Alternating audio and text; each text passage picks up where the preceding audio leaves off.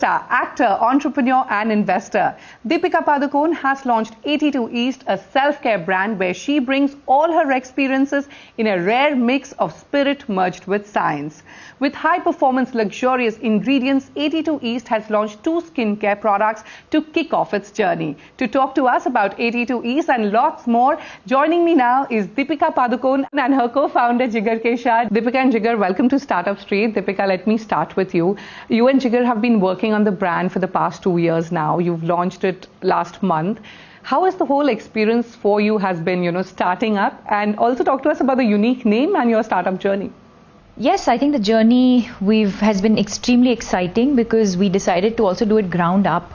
Did we have the opportunity to do this the easy way out, which is to partner with people?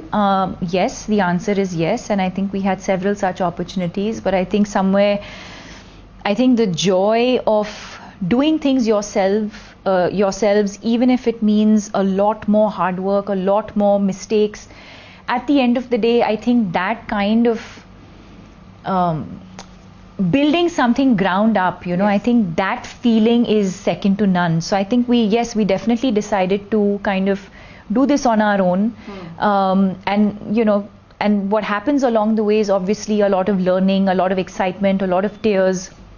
But that gratification of when like when he went to the factory for the first time, or when you hold the product in your hand, or when you see the amazing reviews, that, you can't compare that feeling to anything else. And it feels all worth it. And what about the name? Who came up with that? The name, I think we went through various iterations. I think what we definitely knew we wanted was something that was rooted in India or represented India in some way, but that also had global appeal. Naming a brand is like naming your child. It's like, absolutely, one of the most difficult ththings to do. And you didn't want your name to be somewhere associated with it? No, I think that was also a conscious decision. Okay. In a lot of ways, it's like I didn't want my mental health foundation to be called the Padukone Mental Health Foundation. Yes. I think you want to create something that lives beyond you. Exactly. While the soul is me, and for as long as I can, I will continue to, be hands-on with the brand, but you also want to leave behind a legacy. So it is the longitude that, that runs through literally the heart of our country. So it kind of felt like it encapsulated everything that we want to say as a brand, not just at the moment, but even for our vision 10 years from now. All right. We'll talk about your vision more. But Jigar, let me come to you now. I want to understand, how did you guys meet? What made you partner with Deepika Padukone? Also talk to me about, your different roles. What do each one of you bring to the table? I started off as a fund manager. I managed the entire portfolio across different asset classes. And within that, we were very active investors in the startup/unlisted space. And through that journey of investing, we started receiving a lot of investment proposals in the beauty personal care space. And these were not just requests for financial investments, these were requests for more deeper engagement from Deepika. Many of them wanted Deepika to be the face of their product or the brand, right? So that's one thing that happened. And as she said, doing her own brand has always been her dream, right? And when we were discussing some of these investment ideas is when she said, look, I've always wanted to do my own brand. Can you just help me think through the right structure? And who better, she's trusting you with her money, so who better than to start up also? Yeah. So that sort of prompted me to do more research, and very clear gaps is something that we spotted. So I look at everything business, operations, fundraising, HR. She looks at everything creative, content, brand. So we are in that sense completely complementing. You've already got global VCs on board. Yes. Who are they? I'm just trying my luck there. But also I want to understand is what kind of investments have you raised so far, and will you be looking to raise more funds anytime soon? I can share 2 institutional VCs names. There are a bunch of angels and high net worth individuals. For confidentiality reasons, we are not getting to specific breakups, but the round structure has been led by DSG Consumer Partners and Ideo Ventures, which is a global fund. You call 82 East a self-care brand, and you've started with skincare. So why skincare first? And will you also be looking at launching new verticals in the self-care space? Perhaps a hair care, vertical, or a makeup line? Well, why skincare? I think for several reasons. I think there's the personal aspect, the authentic aspect. There's also the business aspect of things. To begin with, skincare was, is, and will always continue to be an extremely important part of my self-care ritual. Why self-care? Because when I experienced mental illness in 2014, self-care became my #1 priority. And since then, it's always been my #1 priority. I think that's no secret, and therefore a self-care brand. Skincare within that has been my #1 sort of, whether it's my 5 minutes or the couple of minutes in the morning before I step out, to take on the day, or when I come back home in the evening, just that, couple of minutes to myself. So overall, my skincare routine has been an important part of my self-care ritual. The other thing that I felt was extremely overwhelmed by the amount of brands and products that were in the market and how complicated that space was just for me as a consumer. Forget the fact that today I'm an entrepreneur and I've launched my own brand, but I found it extremely confusing, complicated, almost not wanting to do it. And then I said, 1 second, why can't we simplify this? Why can't we simplify this entire process? Where in terms of efficacy, I get the same benefits and my products are equally effective, but it's not as complicated. And that's how we came across these formulations, so where I said, about, these formulations, what's the USP? Exactly this, there were moments when I'd be torn between having to choose, for lack of a better word, an Ayurvedic brand, right, or Indian ingredients.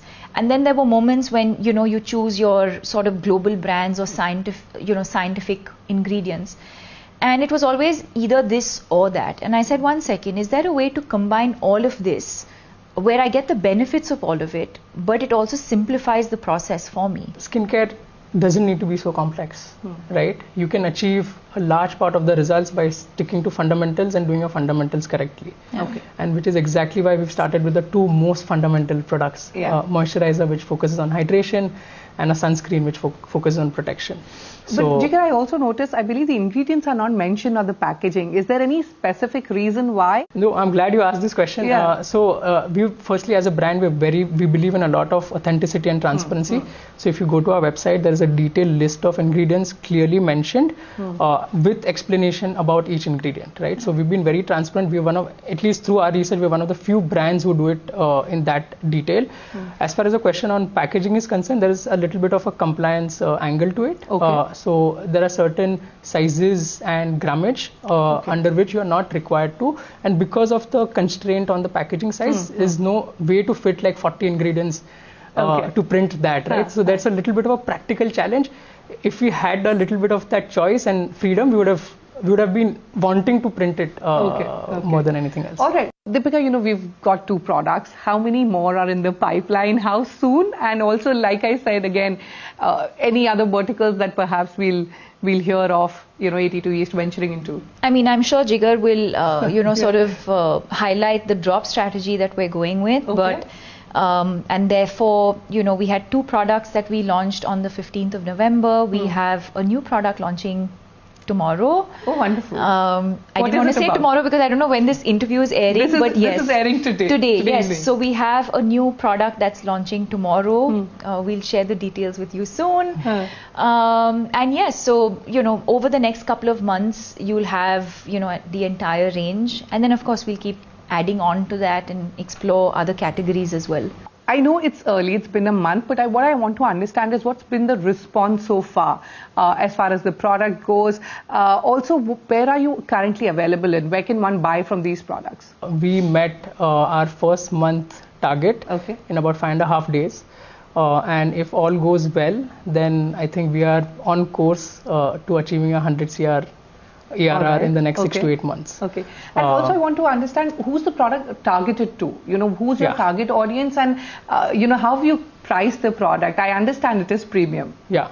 So I think the consumer profile in terms of more qualitative profile, in terms of age groups specifically, our target group is between 25 to 35. In terms of some of the early traction we're seeing target group of 18 to 25 as well.